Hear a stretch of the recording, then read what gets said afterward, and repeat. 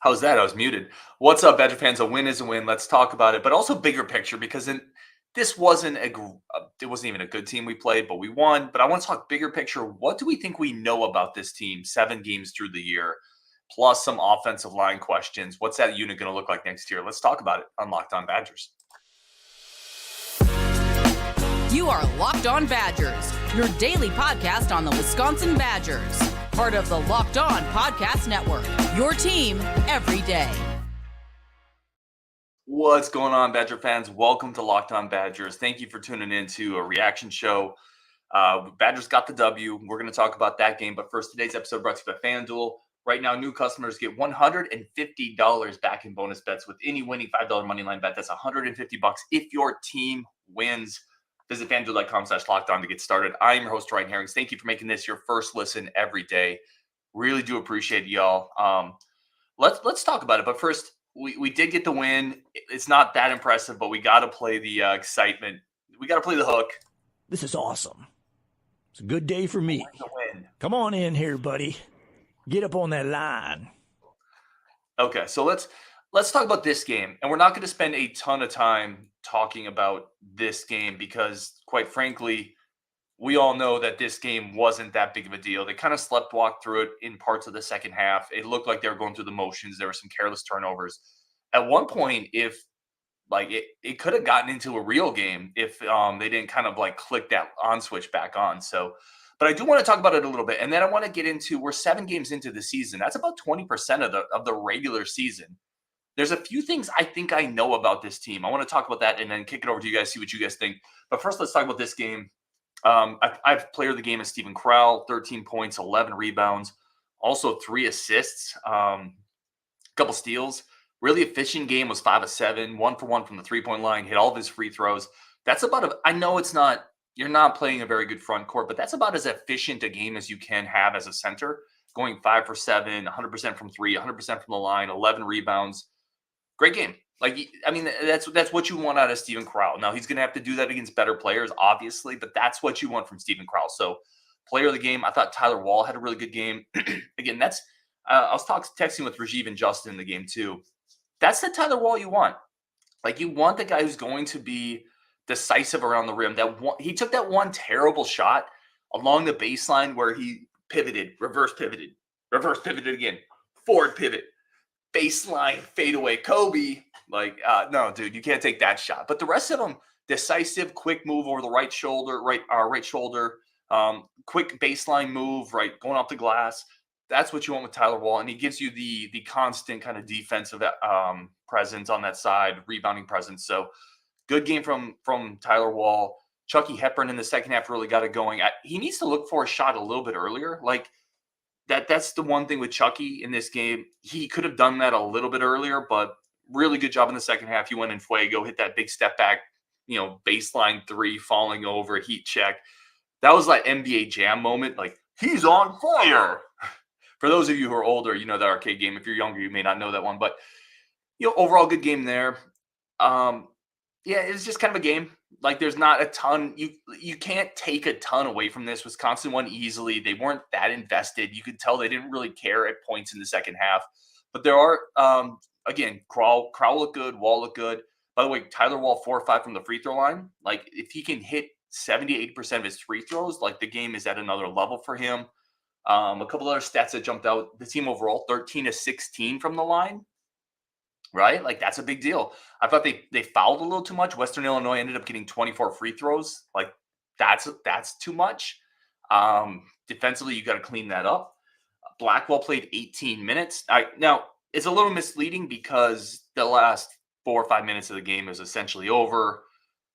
But Blackwell's got to play 20 minutes every game. Every meaningful game, if he doesn't play 20 minutes, I'm going to rip out what's left of my receding hairline. Like, he has to play 20 minutes a game plus. He just has to. So I'm going to track that going forward. He played 18 today. But again, like, this game is kind of odd. They won handily. You didn't need him down the stretch. If this game was close, I bet you he would have played 22, 23 minutes, which is where he needs to be for this team. What else do I got on here that I thought was interesting? Klesman, 3 points. Great three-pointer from the top of the key, in rhythm, confident. He's got to score more than that. Like, you're a starting 2 guard for a Big Ten program. His offense is fine. Like, he's shooting at not a great clip this year, but a decent percentage. He can get to the rim. He has to be more aggressive, right? That's 3 games this year where Max has scored 3 points or less. He's had a 0-pointer, a 2-pointer, and a 3-pointer. He's a career 10.5 points per game scorer. You have to score more than 3 points as the starting 2 guard. And if you don't, then I'm telling you, like, I don't know if guard will do it, but Blackwell's got to play more if Klesmit isn't going to. And I like Klesmit. Like, he needs to be more aggressive. Like, I want him to be more aggressive because he can get to the cup. He can shoot the ball. So I'm hoping he gets more aggressive because that's not enough offense as your starting 2 guard. And that's the 3rd game this season where we've seen almost nothing from that position. And he plays 25, 30 minutes. If you get 25 to 30 minutes from one of your guard positions and don't get points, unless he's like, Draymond Green level defensively, you're going to struggle in games like that. So he's just got to be more aggressive. All right, I already got some starred comments. I want to get into some of these. A lot of good comments in here. Dylan Held says, free Gus. Gus almost got into the game. Right at the end, he got up. I was so excited to see the Gus bust. I almost put on my Gus bust sweater. And then Gar was like, no, come on back. So I wonder if Gus tried to sneak in there. I thought that was funny. Bo Dragon said, beating a glorified high school team makes people love guard. I don't think you can take too much out of this game, but like, it's better to win by 20 than be in a close game. Western Illinois is not good, though. Easton Park says we scored pretty well over 50% from the field. There were moments where it looked pretty fluid, especially in the first half. Chucky in the second half. I thought Crowl got going. There were definitely good moments early in the game. Storr being aggressive. He puts pressure on the rim, gets to the free throw line, got out in transition. I thought some of that was good. Dark Ray said, I know Gilmore is injured, but can we please stop playing him? Guard's not going to pull the plug on that, but I liked some of what I saw from Ilver, right? In the second half, hit that 3. I've said this a lot with Gilmore. I respect the hell out of him. Like a walk-on, he busts his butt. He plays strong defensively. He gives everything he has. There's a reason he's in the rotation, but offensively, it's a problem. When he's out there, you're playing 4-on-5.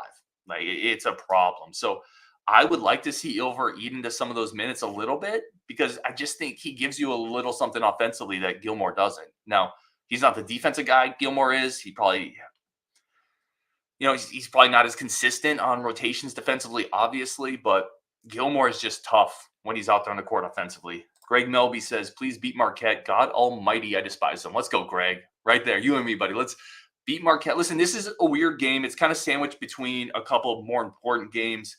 I think you could tell they weren't fully locked in from an intensity standpoint, which they need to be, by the way. That can bite you. But now let's move on to Marquette, right? Let's move on to Michigan State. Let's move on to Arizona. This is going to be fun, hopefully. We get boat raced by those teams. It's not going to be fun. Let's get a few more comments here as we continue talking through this. Let's see. Greg Linscomb says, does Chucky seem more relaxed, not having the pressure to score? I don't know. It's interesting. I think it's a better role for him where he can kind of pick and choose his moments, Greg. I do think he needs to be more consistently aggressive. He needs to find a level, right, where he's a little more consistently aggressive. Klesmit the same way. You have to be more consistently aggressive. Steven Crowl the same way. Shoot the ball. There's a couple moments every single game where the ball swings to him from the three-point line. Just at least look at the rim and pump fake, draw some gravity out to you. This whole team needs to be a little more aggressive, I think, outside of maybe AJ Storr, who came in and really, really was trying to be that guy to fill it up. I think Connor could be a little more aggressive getting to the rim. I think Blackwell plays really mature. I think he's found the right balance. A lot of the other parts of this team, I think, could be more aggressive. So, I agree. It's probably a better role for him, Greg. I think he could be a little more aggressive at that.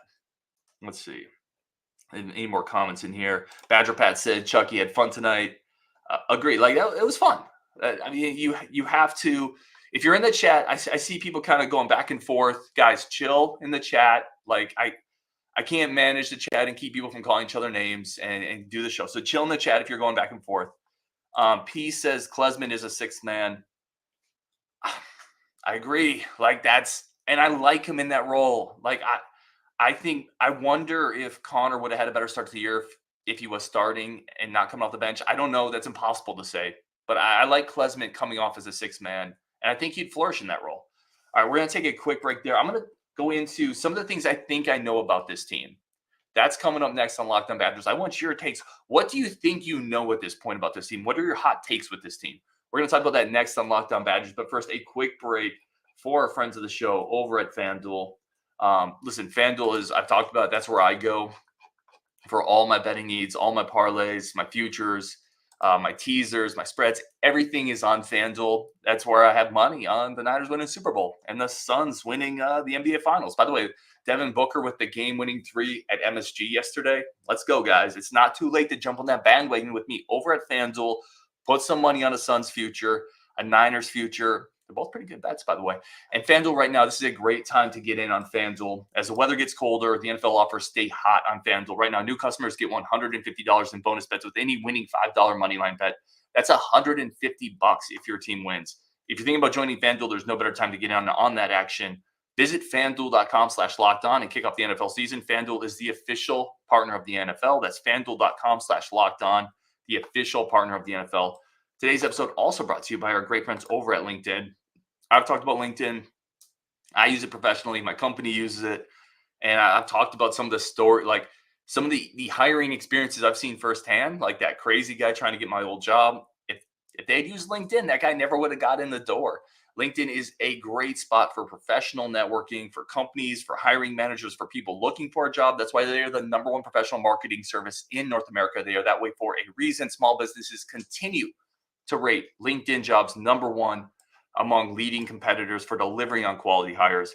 They have simple screening questions. They keep all the spaghetti in the strainer, the colander, and all the water, all the people who don't deserve to be there, who aren't qualified, I should say, not deserve. They're not qualified. They kind of stream on out, and it just maximizes your time and efficiency. LinkedIn Jobs helps you find the qualified candidates you want to talk to faster. Post your job for free at linkedin.com/lockdowncollege. That's linkedin.com/lockdowncollege. Post your job for free. Terms and conditions do apply.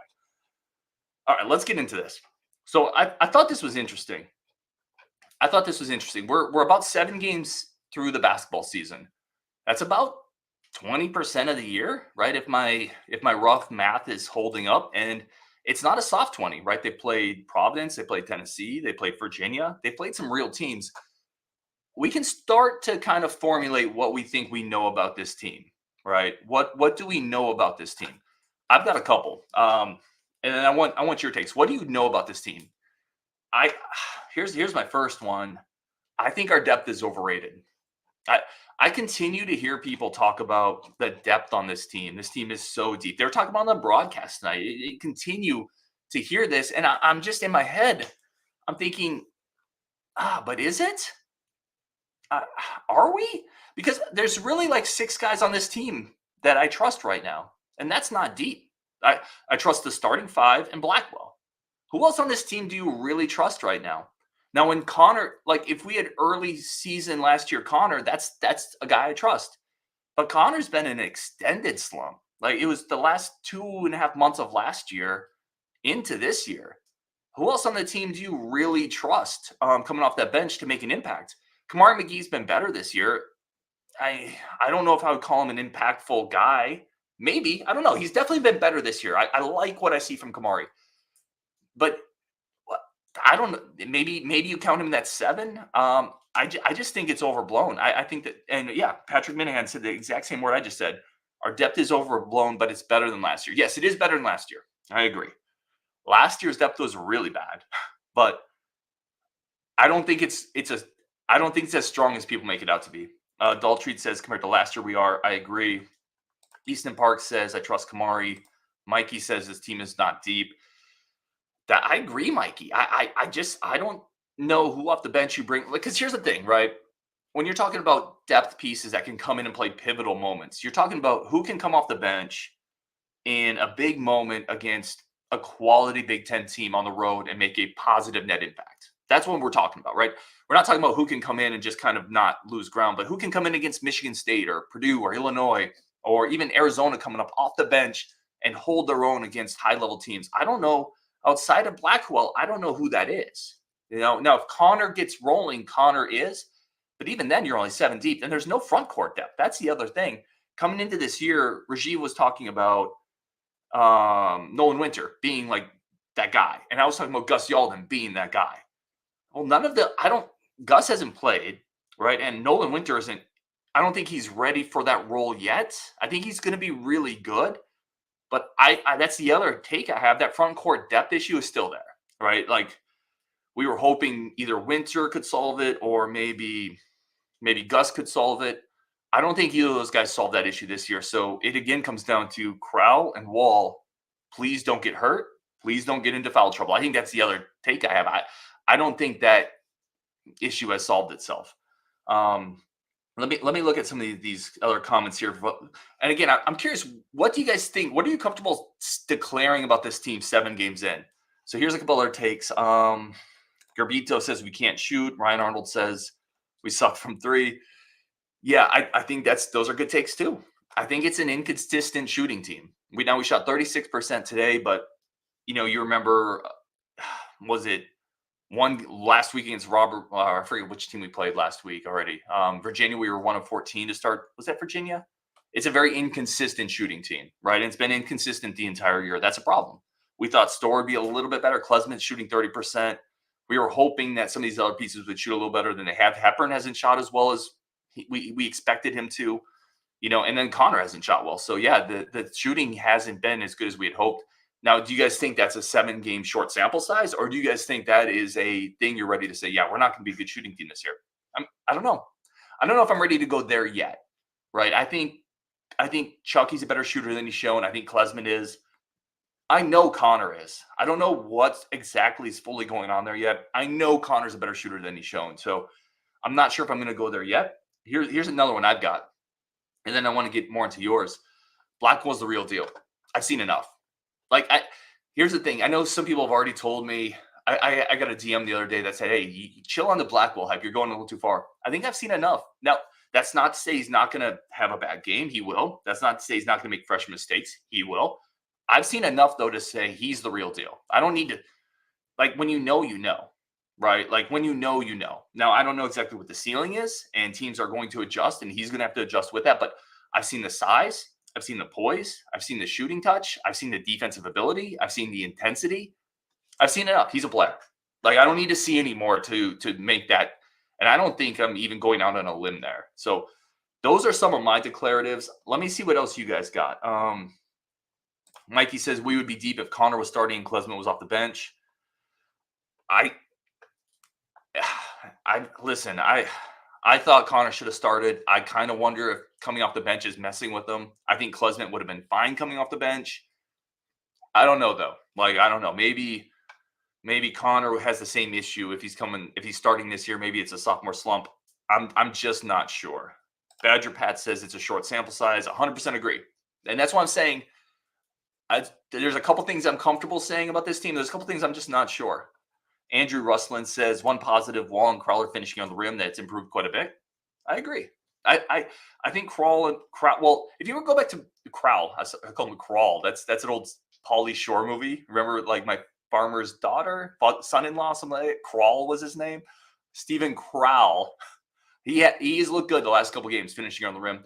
Wahl, I think, has always been this guy. If you go back to the beginning of last year, this is who he was, and then he got hurt, and it all fell apart. 2 years ago, this is who Wahl was.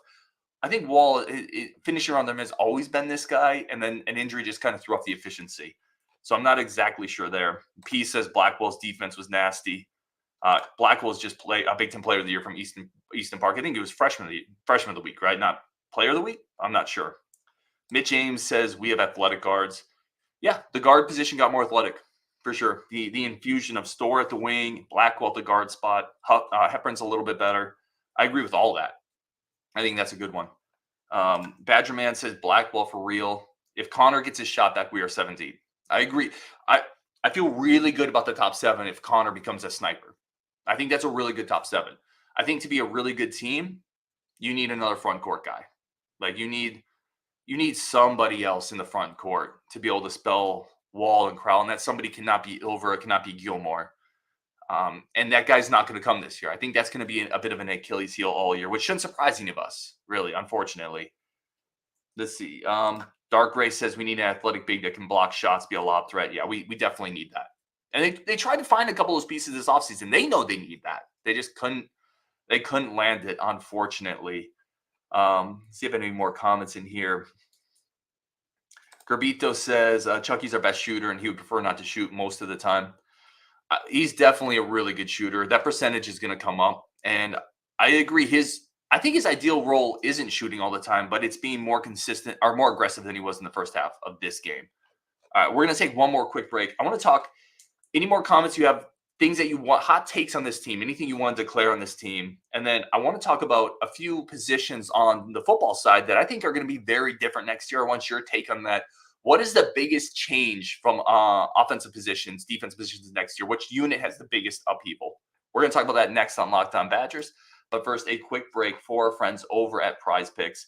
PrizePicks is the number one place to do all your daily fantasy because they've made it easy. They've Ryan proofed it. Like, I need easy. Like, y'all have no idea the things I mess up in my daily life.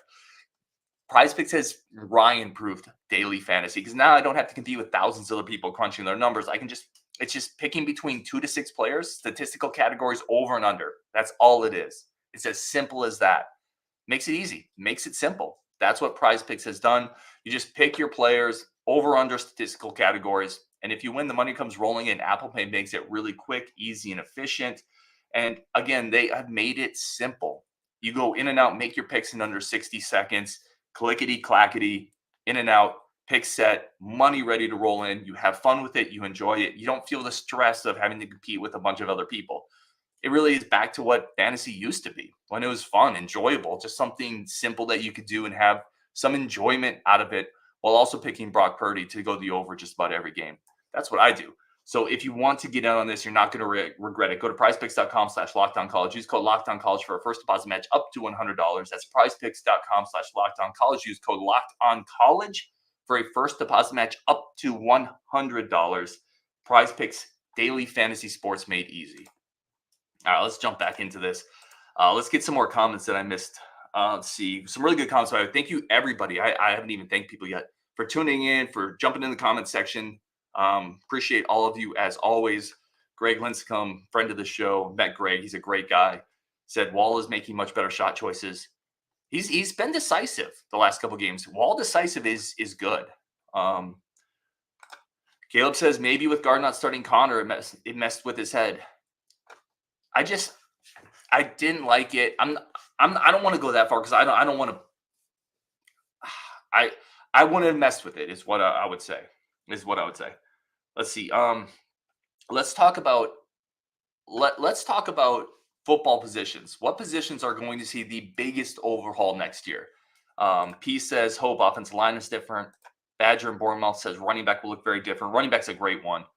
I want to start with offensive line, right? Because you look at this offensive line. I think Nelson's probably gone. Bordellini's not going to be center. Furtney's gone. It's very possible next year you have a new starting left tackle, 2 new guards. I mean, I know Huber's going to be here, but I would love to see Wedding take one of those spots, Brunner take one of those spots. You know, it's very possible you see 2 new guards, a new center, a new left tackle, and maybe just Malman is your starting right tackle as a leftover or as a holdover. I shouldn't say leftover, as a holdover. Or maybe it's Malman and Huber, right? But I think the rest of it's going to be shuffled around. I'm very curious to see what Bordellini's going to do, I wonder if he might try to test the waters as a guard and say, listen, I was playing out of position, but I'm not going to be snapping at the next level. Just look at me blocking after I snap the ball. Look at my film from last year. I wonder, I'm curious what's going to happen there. I think offensive line is going to be dramatically different. They're going to attack that in the portal. And then I think there's a couple young guys that could really take a big step up. I like Joe Brunner a lot. I was surprised that he didn't play more this year. So I'm curious to see what he will do next year. Is Rucci going to make a move? Baby Benchwall. There's some intriguing young talent on this team. I'm curious to see what that looks like next year and what the heck happens with Jake Renfro, right? I mean, didn't play this year. Like, he's not going to go to the NFL. Does he come back for a crack fully healthy? I don't know. I think that position is going to look very, very different, and it needs to. Like, it wasn't good enough this year. So Badgerman has Rucci, question mark. Dark Ray says, I hope quarterback is a big improvement. Quarterback needs to be an improvement, but I don't know if there's a lot of change in that room. I imagine, I really think one of the quarterbacks transfers out, right? Because quarterbacks, and they're not all going to play. Like, so I imagine one of them transfers out. I think they go find somebody in the portal. Mabry comes in. but it's still going to be Locke. It's still, I think Evers probably sticks around for another year. I think LaCruz sticks around. So it's going to be a lot of the same guys, and they're going to hope for probably internal development plus a veteran coming in. Running back, definitely. Braylon, I've said it before. I think Braylon's gone. You're bringing in 3 guys. That's going to be a very different looking room. Another one that I've got is receiver. And I know Easton Park said receiver. I think the only guy that's safe there is Pauling, right? Like, nobody else should be safe. I'm sorry, but nobody else stepped up and took up the position by the horns this year and said, I'm establishing my spot. I'm going to play next year. I'm carving out a role. Nobody did that. Skylar Bell had too many drops. CJ Williams couldn't get on the field enough. Bryson Green was inconsistent, then got hurt.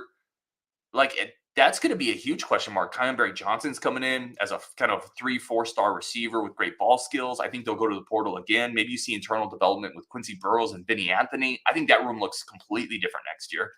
And then defense line has to, because it has to, right? Defense line has to look different. Greg Lincecum says tight end has to be more impactful. I agree, but I think some of that's just going to be Tucker Ashcraft getting another year. Grant Steck could play for sure. But some of that to me is Tucker Ashcraft probably played a year before he should have this year just because there was no depth. I'm curious to see what he will look like next year. A couple more questions here. Gilberto also says tight end, need more production from that group. Zach Bart says we need some offensive line too. Hopefully on quarterback to add some competition to the room. Offensive line, quarterback for sure. There's a lot of pieces on this team that need upgrades. Outside linebacker, Greg Lincecum. Bo Dragon just said, you just said the entire team has to be way better. It does, but you're not going to. So yes, but some of that comes from young players developing. You're not going to bring in 85 transfers. Like, I think the cornerback room has a lot of young talent. I think, the running backs we talked about, I don't know. I think offensive line for sure. I think offensive line, defensive line, receiver going to look a lot different. Let's see. Slim Lewis says Tretch and Pauling plus Kyler Johnson will be good. Bryson has shown flashes. He'll be better in year 2. Badger Man says receiver, defensive line, linebacker. Badger and Bournemouth says inside linebackers have to be better next year. That's a great comment, Badger and Bournemouth, because they are going to be.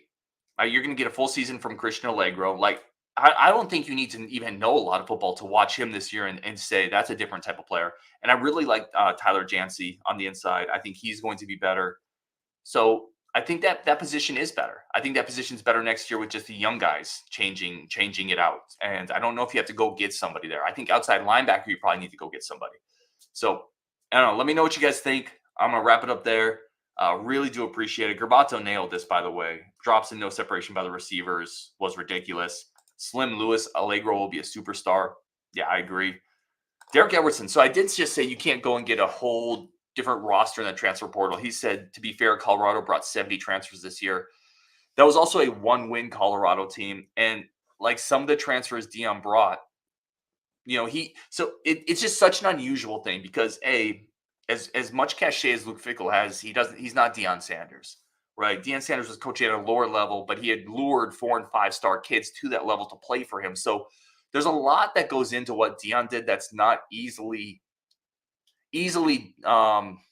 doable for another player or for another coach at a different program, right? Deion's kind of a one-off, for better and worse. It's not like Colorado was a great team this year. Deion did great stuff for them. They won 1 game last year, but that's not as easy to do in other spots as people think it is, in my opinion. That's just my opinion. Let's see. Caleb says tight end fell off a lot compared to last. Yeah, tight end did fall off this year, but there's just no bodies there, right? Like you lost Pugh and Cam Large, all these guys that you thought would play. Clay Cundiff left in the offseason. Now you're down to Hayden Rucci, who's a blocking tight end, and true freshman Tucker Ashcraft. And Riley Nowakowski had converted fullback. There weren't the bodies. I think next year maybe JT Seagreaves takes a step up at that spot as well. He's an athletic guy. He's raw, but I think he could be a guy there. I think we're going to wrap it up there. Anyway, on Wisconsin, thank you guys so much. Oh, here's a good one. I always say wrap it up, but you guys have so many good comments. Like I keep seeing them and I keep wanting to talk about them and I keep wanting to acknowledge them. Badgerman says if Ches is back, we are fine at running back. 3 new guys, we are 7 deep. I 100% agree with that. 100%. I don't think they need a transfer portal guy if Ches comes back. I think with the 3 freshmen, Ches, Yakimelli, Aker, Nate White, I think that's fine. I think that's plenty of scholarships. By the way, I mean, there's only so many scholarships you have. You don't need 8, 9, 10 scholarship running backs. So I agree with that comment, Badgerman, 100%. Great one finish here. Caleb says, on Wisconsin. All right, let's go, guys. On Wisconsin. They get the W. We'll talk later. Great content coming up this week. Got some recruiting stuff. Plus, an old friend of the show that might be making a return for a special episode. On Wisconsin, and we'll talk later.